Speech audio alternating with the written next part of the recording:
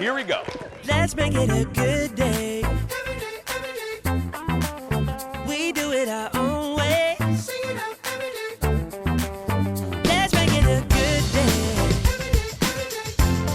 Oh, no matter what they say. Oh, yeah. Good morning, Columbia Heights. Good morning, Monticello.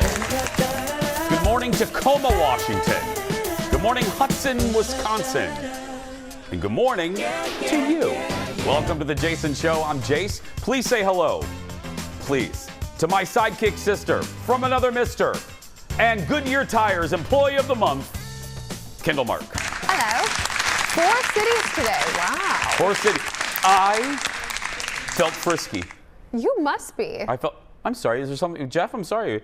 I felt frisky today. I feel I'm in a good mood. You're in a mood to share love. I am. I'm just, you know. Yeah. I'm in a good mood. And the first thing is I got this delightful letter. And first, can we just say, I don't want to give the woman, you don't get a lot of letters anymore. I mean, we do actually. And I feel honored about it because people don't write. Like youngins, y'all don't even know how to do cursive. They don't teach cursive in school anymore. Mm-hmm. So I got this letter. Her name is Janet. I won't give her last name, but Janet wrote me a nice little letter. Right there, nice little letter. And she just talks about how she discovered our show after her retirement in 2019. She said you and Kendall brightened her day. And she said, and specifically this past Tuesday, when I mentioned 80s heartthrob Mitch Gaylord. She goes, I knew exactly who you were talking about because I'm 20 years older than you. So I remember the 1984 Olympics, and he is and was hot. Because I said that's kind of when I was like, oh, I could be a homosexual.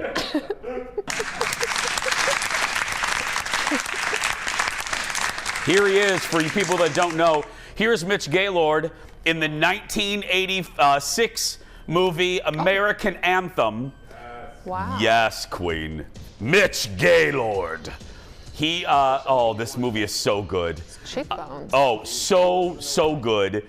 And, right there. Yeah, that's, yeah. Janet Jones. Anyway, this is when I knew, and I loved him so much. He was an Olympian.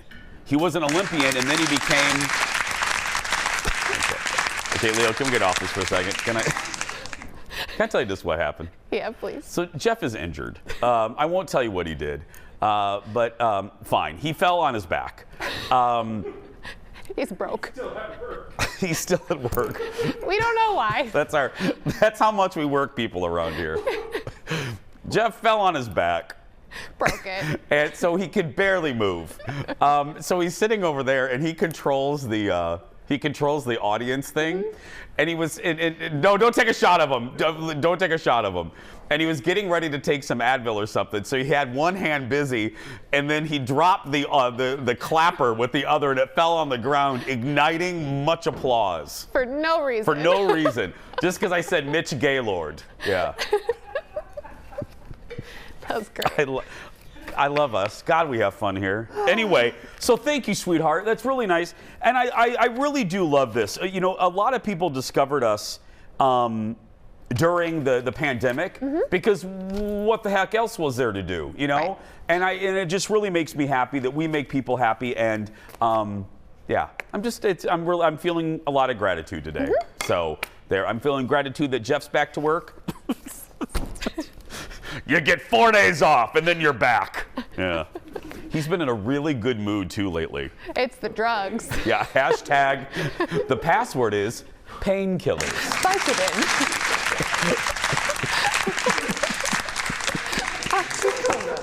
He's never been happier. You're giggling? We haven't fought all week. Yeah, anyway, we got to get started. Leo, let's roll it. Time for the hot dish. Here we go, everybody. I know. The show just started and my cheeks hurt. That's a good sign, though, Kendall. It is. Sign of a good broadcast. Hey, let's go. The Love Boat is coming. Yeah, when Mitch Gaylord was popular, The Love Boat was popular. Yeah. Well, it was kind of on the end. But anyway, The Love Boat is coming back to TV with a twist. the popular show from the 70s and 80s. Oh, look at this. One of the best opening titles ever. Leo, can we turn this up? Soon we'll be making another run. The love. Look at Captain Stuving. Who's next? Wait a minute. I think it's Doc. Is Doc next or the purser? I think it's Doc. There's Doc. Barney Capel. And now here comes, we got to wait till Isaac's up.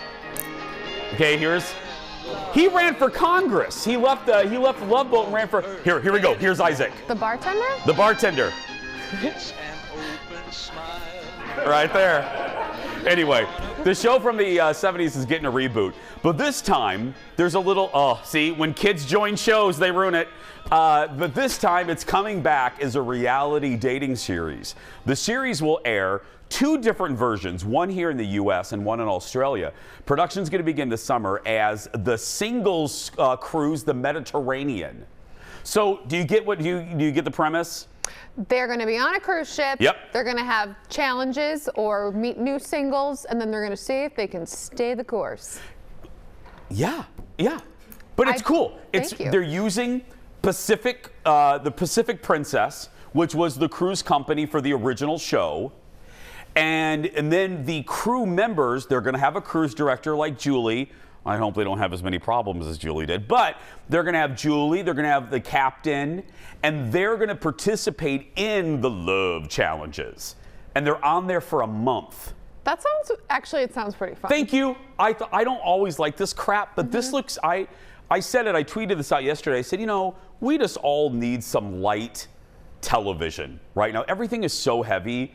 And that's usually what happens. Television is very cyclical. When this show originally debuted in the late 70s, we are going through the Iran hostage crisis. We are going through gas shortages. We are going through a lot of upheaval. The economy was not in good shape.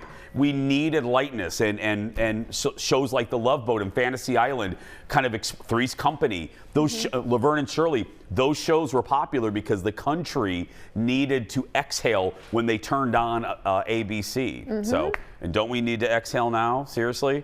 That's the truth. Speaking of exhaling, I think she's breathing a sigh of relief. She didn't get in more trouble. Next, Countess Luann was on with Andy Cohen last night. This is her first public appearance since she was spotted making a scene at a bar. Well, I just want to say that people make mistakes. I'm only human, and it's, progress, not perfection. And you're drinking your Fose tonight. And I'm drinking my Fose tonight. Yes. And it's interesting because I watched Girls Trip and obviously Roni last season, and in those environments where everyone was drinking, you were not. I know. Yeah. So I've had a pretty good track record, but people slip, and like I said, I'm only human, and it happens. I want to know what you were doing. That's part of that's part of being responsible, and moving on and picking yourself back up and doing the right thing, and that's why I apologize, because it's important, when you have to own your behavior. Yeah. And I had a party that night. That's for sure. That's for sure. Hey, you know what? Okay, that's all we need to hear from her, and then now we can move on. We need to belabor it. I don't like judging anybody who's dealing with trying to get a grapple on sobriety. You know what I mean? My dad battled it before he passed away. I've had a lot of family members, and she owned it. She did what celebrities need to do. Just apologize. Don't make up a lot of fluffy language. I messed up. I'm sorry. Bloom. Right. Addiction's real. Hey. Absolutely. And Luann's been very public about her battle with sobriety ever since, her 2017 arrest, when she was in the back seat of that. Don't touch me. I mean, it was all captured on camera. Yeah. Next in the dish, and just like that, it's coming back. HBO has announced the Sex and the City sequel series will be back for season 2.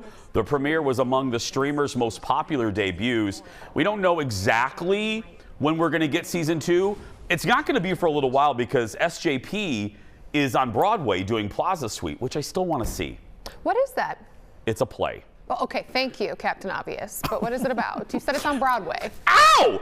Ow! Ow! Oh, God, Venom. The Venom shot all the way across the studio from you. Oh. Got it. Have you recovered? I don't know. Wiping with that poor woman's letter there.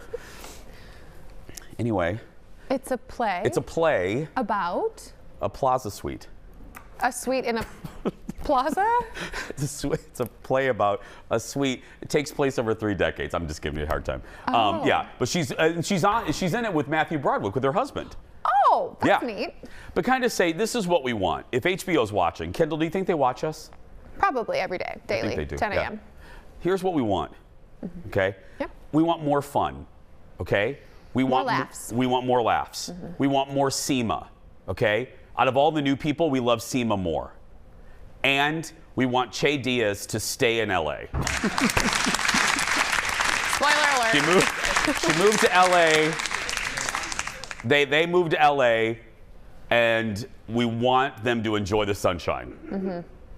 We want them to succeed somewhere else. We're going to give Che the opportunity to succeed someplace else. She's much happier. Bye. They are much happier. Yes. Bye. Yeah.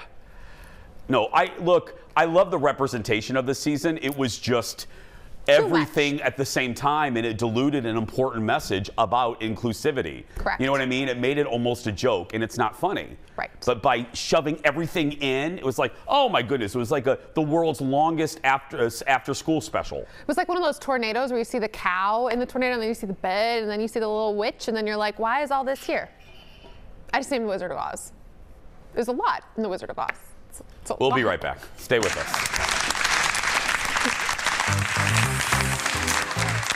Coming up next, Stifler all grown up.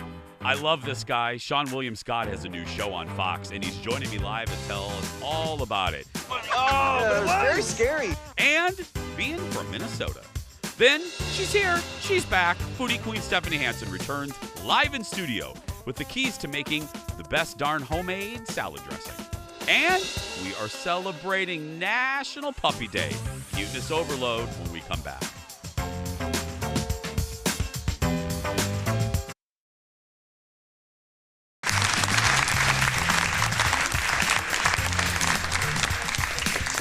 Welcome back, my friends.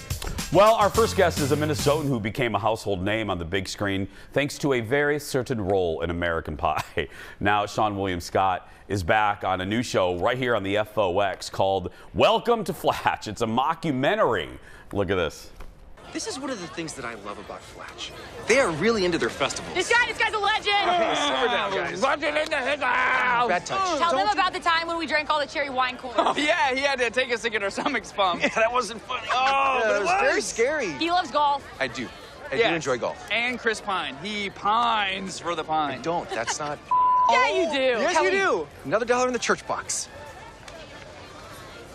Hi, Joe. Cheryl. Cheryl. Legend. And they used to date. That is Welcome to Flatch. It airs Thursday nights right here on the old Fox. Please welcome to the show, Sean William Scott. Hi, Sean.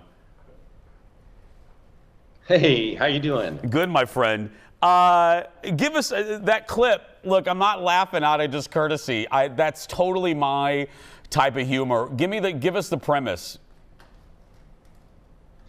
That's awesome. Welcome to Flatch is basically a documentary crew that's traveled to our fictional town of Flatch in Ohio, and just kind of like documenting small town life and mainly these two cousins, Shrub and Kelly, kind of act as like the tour guides, and they haven't really figured out their lives. You know, they're just kind of trying to figure things out from one day to the next, and the rest of the kind of oddball, lovable locals, and that's kind of it. Yeah, That's and kind of the premise. And Sean, this is based on a British show, right? Yeah, it's based on a show called This Country. That is fantastic. It's some of the best sitcoms ever here in America have come from All in the Family, Sanford and Son, all British imports. Speaking of being a local, we're proud. First of all, why haven't you aged? Let's just start there. You haven't aged, and it's incredible. The hell are you That's so doing? What nice. the hell are you no, doing? you know what? I've always looked 46. I think that in sixth grade, I looked 46. So I'm actually now catching up to my age. But that is really nice. Thank you. For people who don't know, Sean is from Minnesota. Where are you from again, Sean? I'm from Cottage Grove. The good. Great place. Great place to grow up. I miss Minnesota so much. How often do you get back, buddy? You know, there had been like a long period of time that I hadn't gone back. I think just for work and stuff like that. And then before the pandemic, I finally was able to go home and see some of my friends. And I remember just coming away from that trip being like, I don't know. I feel like maybe I need to move back to Minnesota. I just miss the people, and so hopefully I'll be able to come back this summer. I hope you do. Before we run out of time, I either like to start or end an interview with a compliment. And I was telling the crew the story, you won't remember this, and nor should you, but I was talking about, everyone, 25 years in this business, you have people that are great, and you have people that you interview that are just complete, just idiots. And I said, my favorite story actually involves you. And I was in New York for Dukes of Hazzard. And I remember going into Jessica Simpson's room, and she had like 27 assistants. And then I go in Knoxville's room, and he only had one dude sitting on the floor picking his feet. And then I go in your room, and then I go in your room, and as you know, Sean, at these junkets, they always look at you, they look at the star, and they go, Sean, here, so-and-so from so-and-so. And they said, hey, Sean, this is Jason from Minneapolis. And you got up, you came over to me, you shook my hand, and not everyone does that. The stars don't do that. But you were just very kind, and that stuck with me. I mean, that movie was what, 15 years? Awesome. That was 15 years ago. And whenever anybody ever asks, who's the good stars, who the bad, I always mention you. You're just a good dude, and I never forgot that. Thank you. That's amazing. Thank you so much. I actually remember that. And you know what? I'm just so glad that you didn't say like, and I walked into your room and you're picking your feet as well. And then I shook your hand. No. But no, that's awesome. Thank you so much. Oh, you're very welcome. I sincerely, and I will say it as soon as we get on this, I can't wait to watch this because I like Best in Show. I like Christopher Guest. It looks so good. Continued success, and please move back. Thank you. Thank you. Thank you so much. Yeah, I'll be back soon. I really appreciate it. It's great to talk to you. Great to talk to you. Sean William Scott, everybody. Welcome to Flash. Airs Thursday night right here on Fox. Good dude. And I mean that. It is. I tell the story about Knoxville all the time. I leave off the Sean part. He genuinely was so nice. And you remember that I was really young. I had gone to junkets for about 3 years, and it's very cliquey. And it's like high school all over again. Mm-hmm. Like, the only certain reporters talk to, it's like, oh, you're a popular. And I was not the popular, junket reporter. And I just remember the kindness that Sean showed. And Jessica was nice. Knoxville was nice. But Sean got up. He's all wired up like Frankenstein, and got up and made it a point to shake my hand. And it was just really nice. Never forgot that. Mm-hmm. So cool. And he looks really good. Oh yeah. Can we just say that? Yeah. My goodness. And that jawline, I would. I'm not kidding. I would give up a couple fingers and my big toe for that jawline. The big toe, too? I would. I'd cut off one big toe, and I'd give my pinky, I'd give a thumb if I had that jawline. Wow. I'm serious. Look at that jawline. Let's move on. Next in the dish, Hoda and Savannah from the Today Show were on Fallon last night, and that is our late night rewind.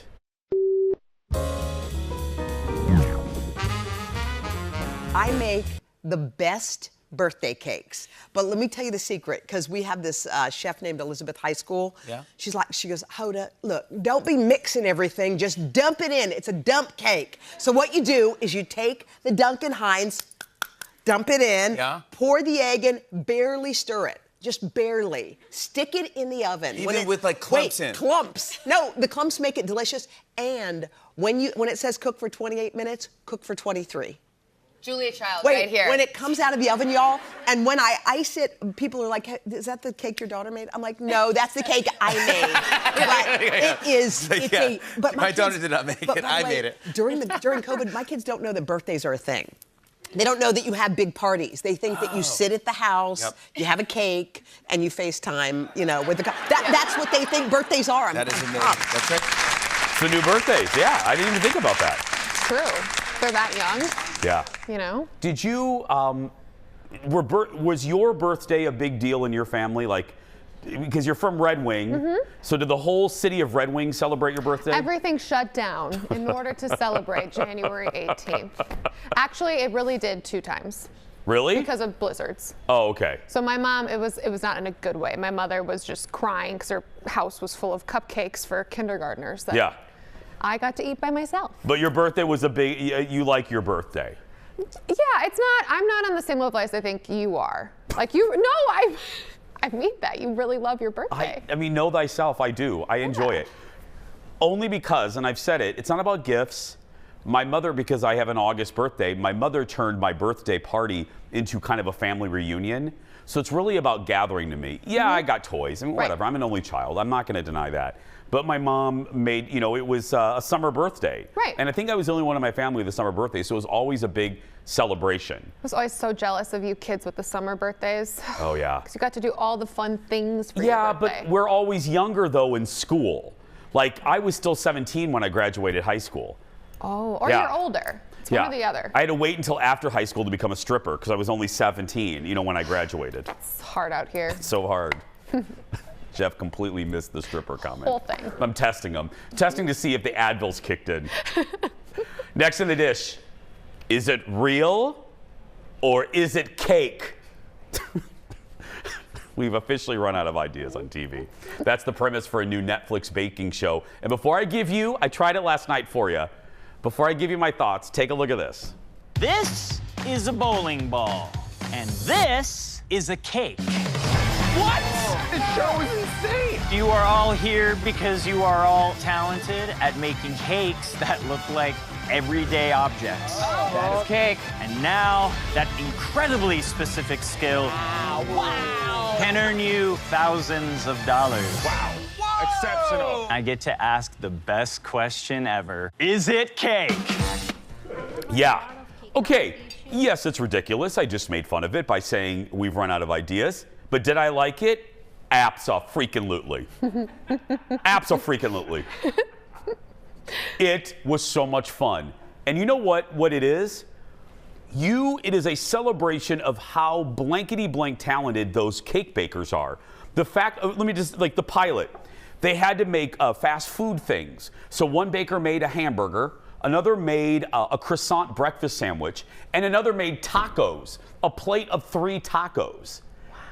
Just think of the mechanics of how to, it's a lot of fondant, a lot of sculpting, and it looked so, and then 3 celebrity guests have to figure out which one's the cake out of 5. And then, in that round right there, if they do, they can win $5,000 extra by figuring out the 2 bags of money. If they pick the one that's actually cake, they get another $5,000. And then do they eat the cake? Like, does it have to taste good too? Is that part of it? It doesn't hurt. It's not really a tasting competition, but they do give the cake that they make to the stars. Okay. You know what it is, friends? It's just a fun show. I call them pacers. If you're watching something heavy like Bad Vegan, criminy niddles. So watch that and then watch an episode of this to lighten the mood. That's what I do with horror movies. Yes, that's what is it the best show ever? No. And Mikey Day, he's at like an 8, and we need him at like a 5.2. Oh. And then he's gonna be great. Okay. But people can say that about me. I've been at about a 9 today, and I acknowledge that. Well, Stephanie Hansen's here, and I always get my engine always revs up a little bit when Hansen's here. Vroom, vroom. Because I gotta get ready. I gotta match her, and she's right here. Spicy. It's time to meet today's JVIP. Today it's Kim Barnes. Hi, Kim. Nice last name, Dallas. Kim says we brighten her day and always give her a good laugh. Kim also likes, I thought the teleprompter said, Kim also likes Kendall. Kim also likes that Kendall and I seem real, and she respects our opinions and recommendations. That's nice, thank you. They seem real, Jeff said. Kim's going to get a Jason Show mug, and she's entered to win the monthly grand prize. That includes coming to the studio to watch our show, a $150 accessories gift card to Becker Furniture World, and a $200 gift card from Woodhouse Spa. Thanks, sweetheart. I appreciate you watching. We're going to take a break. As I mentioned, the Hansen is here when we return. Back in a moment.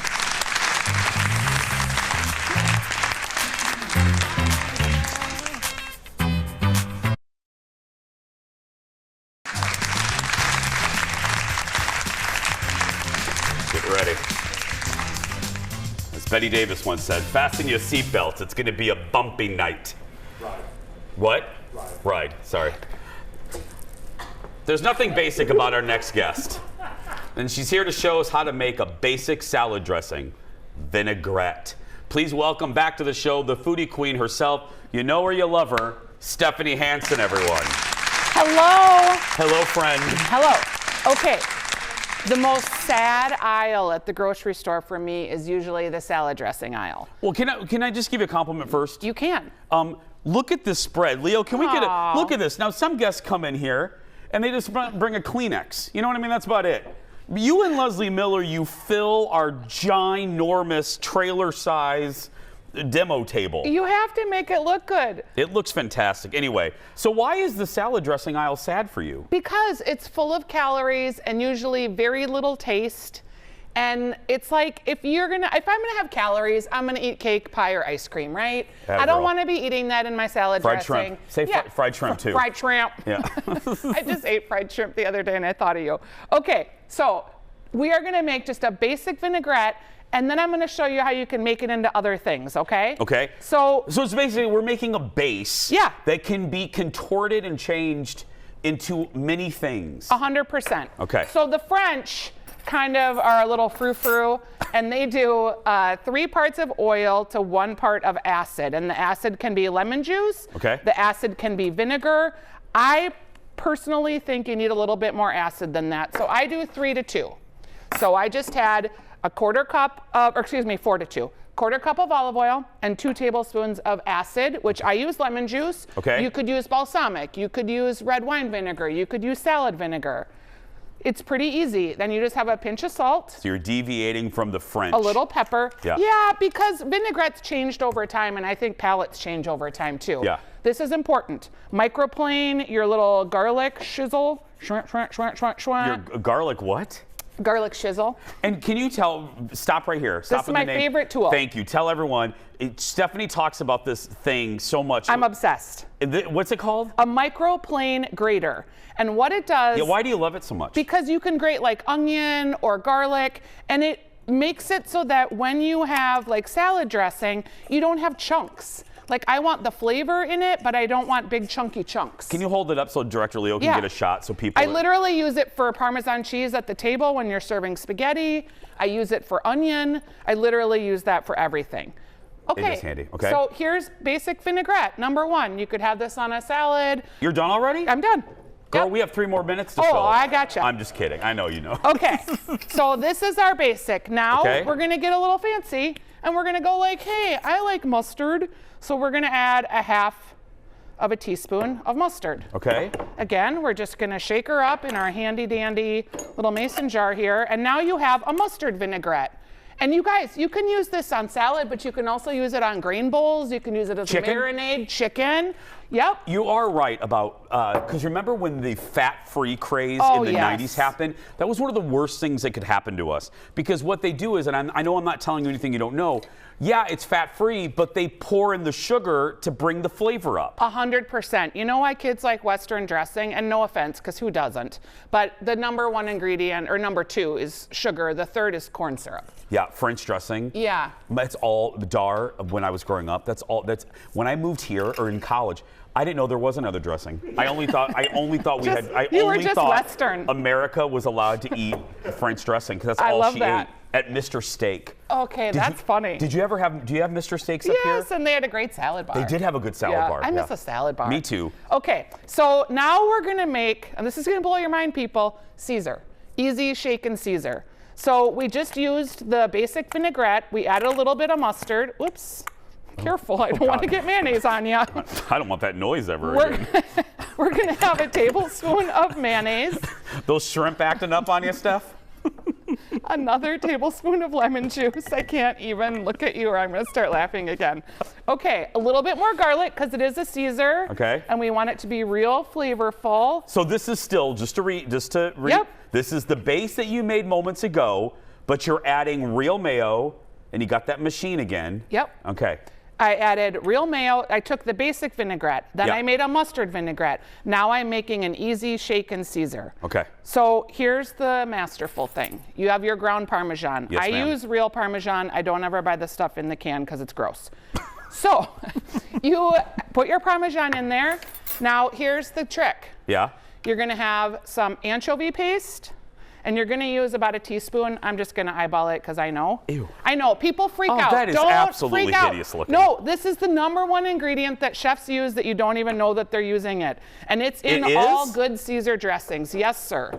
It's just umami, it's just flavor. So I'm gonna put an egg yolk in here. Now, some people are gonna be like, oh my God, an egg yolk, is it not a pasteurized egg? I'm not a doctor, I'm not a physician. If you've got pasteurization issues, you deal with those. This is how they do it in France. So, if you don't like it, write the French. That's right. So we have our anchovy paste. We have our basic mustard vinaigrette. Okay. We have our mayonnaise in here. We have our egg. I'm just going to shake it up, and I'm going to make you taste this. Okay. I'm going to kill you. You looked at me real mean. Well, no. I don't want your nasty, non-pasteurized eggs. You French hater. Oh my gosh. No, I know that, like, okay, it's maybe going to make you feel garlicky later. Okay. but- I'm just talking to Kendall. She doesn't care. Okay, it's a little thin for me, so I might add a little bit more mayonnaise. What kind of Game of Thrones kind of measuring spoon is this? Oh, What those is are the this? best because they're super heavy duty. These are the Did you get flimsy them from a ones. Viking? Oh no, I have matching cups too. Ooh. It tastes like Caesar dressing, doesn't it? Oh, it really does. And it's not full of junk. It's going to be delicious.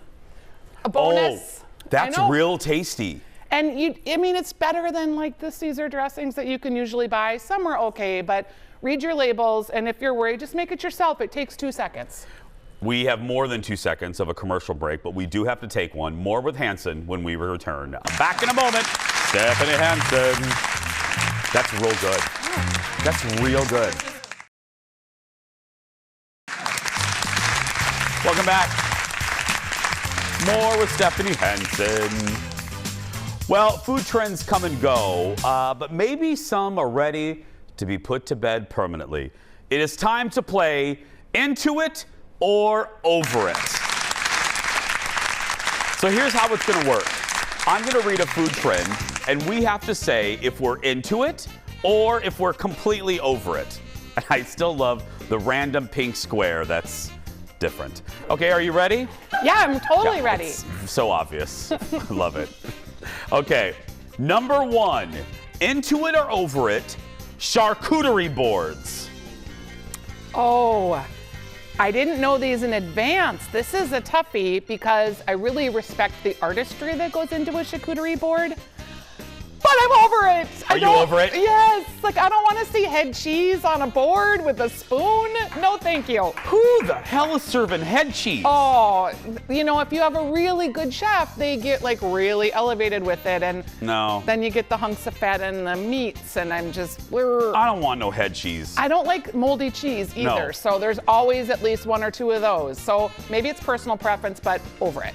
I love them, but like you, I am over it. It's had its time, and we need to move on. Yeah, I think so. We will move on. #2, kombucha. Into it or over it? Now again, Stephanie didn't know these in advance. No, and like health-wise, kombucha is fantastic. But yeah, no, I don't want to be drinking vinegar. If I want to drink vinegar from my gut, I'll take a tablespoon of apple cider and I'll go to bed. Like, I don't know. I do like some of them, but it's like they're proliferating the grocery store. There's like huge cases of them. That's too many. No, I think it tastes like giraffe urine. They're good in cocktails though No. sometimes. No, they're not. Yeah, I think I they am are. completely over it. Did you ever like it? Never. Okay, would you No. take apple cider? It is good for your gut health. Great. You know I'm always good for the gut. I know. That's what I like to say. A spoonful of Hansen's That good for makes- the gut. Good for your gut. That's my saying.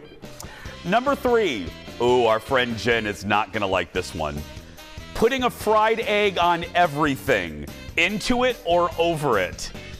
I'm completely into it. However, I do not want to see your Instagram post where you like take your little fork and you break the yolk and it goes dribbling down and you're like, oh, it's so unctuous and delicious. I don't want to see that, but I do want that egg. I want it on salad. I want it on toast. I want it on hamburgers. I want it even on a chicken sandwich, like an egg on everything. But I think an egg is the world's most perfect food. Yeah, I'm exactly with you. I should be over it, but I'm into it because I enjoy it. And I don't even like yolk. I hate yolk. How do you hate yolk, but you like eggs? I know. It's like how I can't eat a raw tomato, but I do like tomato sauce. You know what I mean? No, I didn't know that about you. Yeah. Also, fun fact. I don't like tomatoes. Like thinking of eating a raw tomato makes me want to vomit. Oh, as the tomato lady, I find that highly offensive. It's like, what? I've just started my tomato seedlings for this year. I know who I'm not giving any to. Tomato lady, over it or into it? No. Okay, last one. Tweezer food. Into it or over it? You know, when fancy chefs put two little things on a dish and they in a spriggle of, and then they call it a meal. My foodie self wants to respect the chef's work, and sometimes the most beautiful plates come and it is the most beautiful, complex, complete bite ever, and that's great. But tweezer just for the sake of tweezing? Thank you, Steph. Then probably not. Thank you. But sometimes a good tweezer food restaurant is like the best dining experience you'll ever have. Sometimes. I.e. Travail. On behalf of myself, Stephanie, in the mismatched square, we're done. That's right. We'll be posting all of her salad dressing recipes on our Facebook page, Jason Show TV. You can also check out Stephanie's website, stephaniesdish.com. You can go to her website and figure out how you can play bingo with her tonight. That's right, for charity. We'll be right back. Stay with us, everybody. Back in a moment. Look at that square, Jeff.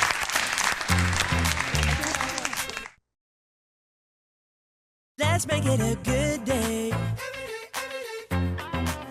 We do it our own way. Let's make it a good day. Oh, no matter what they say. Oh, yeah, yeah. It is a great day to gush over some cute dogs. Again, though, thanks to everyone that voted for Yam House on NBC's American Song Contest. Cross your fingers. Well, today is National Puppy Day. Did you know that? And Kendall decided we could all use a dose of adorableness if Hansen wasn't enough. So she met up with Rough Start Rescue to talk about puppies, adoption, and more. This is Winkle. He's a little nervous to be held by me. Look at photographer Eric. So we're drooling a little. Hopefully you can still hear this through the drool. Hi, we're here with Adver because it's National Puppy Day, right? Yep. So this was my impression always, was that it was just a day to like post throwback photos of your dog, like a lot of national days, but actually there's a lot more meaning to it, right? Yeah, yep, it's to bring awareness to, puppy mills and just get people, prospective pet parents, thinking about getting a dog to try to check into rescues, shelters first before, getting from a breeder if at all possible, because there are so many out there that need homes. Well, we should probably introduce the two stars of the show. Available. Hello. Say hi. Thanks. And who are you holding? This is Misters. Misters has really pretty eyes, but of course he's gonna look the opposite way of the camera every time. Okay, we have like a ton of puppies here. I'm not gonna lie, I have 2 5-year-old dogs. I feel like it's okay to get another puppy, right? Can I pet them? Yes, you can pet them. Yeah, I was just wondering, like, they go on your shirt, just as the little one was, but. Yes. Hi guys. You talked about this. There are either you can go to the Humane Society, you can go through the foster system-based adoption process. What is it? What's the difference? You sort of talked about like you go into someone's house, or how does that work for people? So with fostering, it's really nice because being a foster-based rescue, someone might have questions, a potential adopter, on are they potty trained? Are they good with other dogs? Are they good with cats, kids? Right. And being in a foster already, a lot of times that foster is able to tell you if they have other dogs, how they've seen them interact. A lot of times the foster is also already working on things like potty training. Yes. My dogs came potty trained, and like people will ask them, like, how did you potty train your dog? So I'm like, I didn't. No, I mean, that's a big nice thing. A lot of times they've already started on it. The foster's working with them. Sometimes the fosters already have taught them to sit and do tricks. And so you kind of get a head start on some of the training there, which is really nice. And just, you're able to ask more questions. Simple questions. What kind of food are they on? Have they started potty training? Have they been interacting well with other dogs? You know, some puppies might come from an impound or a shelter where they all had to scramble for their food and eat really fast, and so sometimes they need to be fed separately. So just try to ask the foster as many questions as you can about what they've experienced, so that when you bring that new puppy into your home, you're setting them up for success and not wondering what kind of things they've already learned or what a weird behavior might be that you're seeing. It might be something they've learned and you just don't know. Before we go, so, you know, if someone's like, I can't adopt, but I am interested in fostering, what do you think is probably the most rewarding experience? I think the most rewarding thing for fosters is just they get to see that dog go into a new home that they wouldn't have otherwise had. They know that they saved that life, and many, many times they get follow-ups from those adopters, showing them how happy they are thriving, you know, in their new home. Because it is sad. I think it's hard for all fosters if they're handing off their puppy or any dog that they've helped raise and they're so in love with now. But getting to see them in that new home is super rewarding. Okay, what's this one's name? Draco. Draco? Yep. Like Malfoy? Yep. He let her daughter name him. Well, Draco seems to like me, so we're just gonna fill out some paperwork. Everything's gonna be fine. Jordan, don't worry. We might have a new dog, yes! Happy puppy day. Oh, thank you. Oh, thank you so much. Happy puppy day.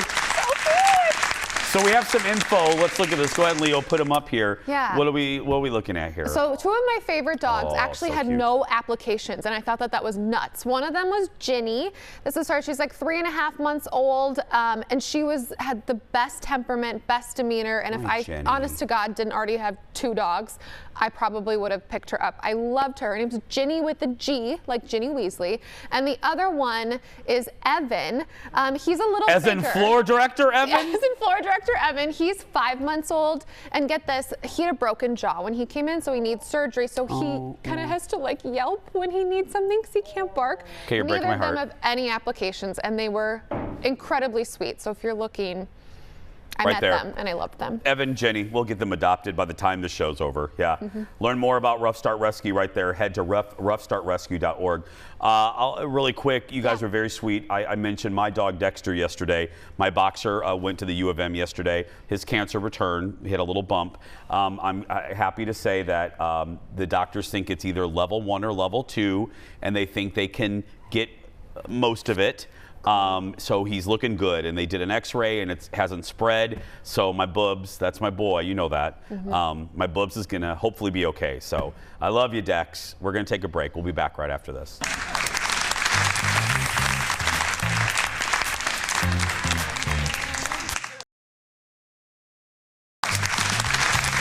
Welcome back. Laughs, Hansen, puppies, what more do you need? Nothing. Nothing. Well, we do need one more thing. Wine? The world's shortest segment. Or wine.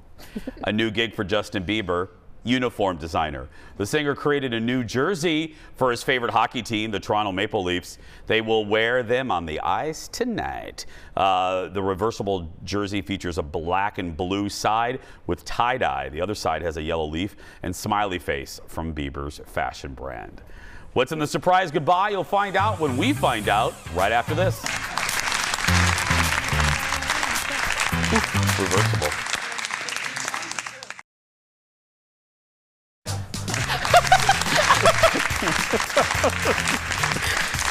That's our show's phone number now? Someone's asking for our phone number. Welcome back, everybody. It's time for the surprise goodbye. Okay, we don't know what's in this until now. Hope you're not superstitious, Kendall. Get this, a haunted rock in Japan that some believe had an evil demon trapped inside, just split in half. Legend says the demon has been inside the 6-foot boulder for 900 years. Some are worried the split released the demon into the world, and they are now upstairs here at Fox 9. Another version of the legend says the spirit could help heal the world. Let's hope for the second option. Officials are trying to decide if they'll seal the rock back together or just leave the demon rock alone. I don't know. I'm going to vote for why don't we just leave? Don't we have enough problems right now? Why don't we just leave the demon rock be? And if it's split to create more chaos, you're a little late. Yeah. Maybe The Rock is responsible. I don't know. Tomorrow, we're chatting with Dax Holt and all sorts of fun things. Thank you, Ted, for that beautiful writing. Ladies and gentlemen, that's been the best tease ever written by producer Ted. Go out there and be yourself. Go do fun things. See you tomorrow.